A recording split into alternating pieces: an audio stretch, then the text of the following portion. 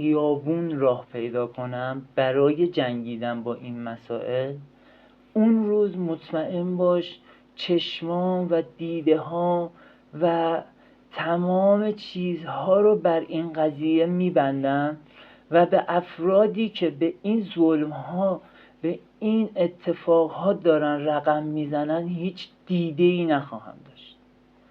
و مطمئن باشید جوری به سزای اعمالتون میرسونمتون، جوری به این دنیا ثابتتون میکنم که شما افراد فقیر و کمک گیرنده مملکت هستید.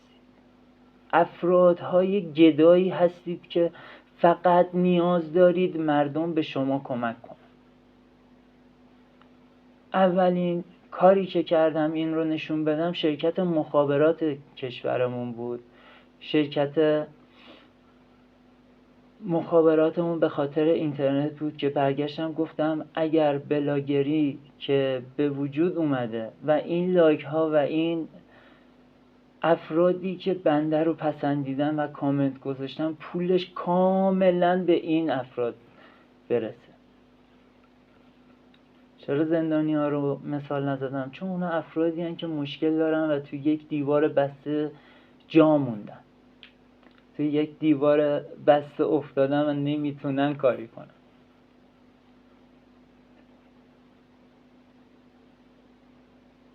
مردم، روح‌های آریایی کشور،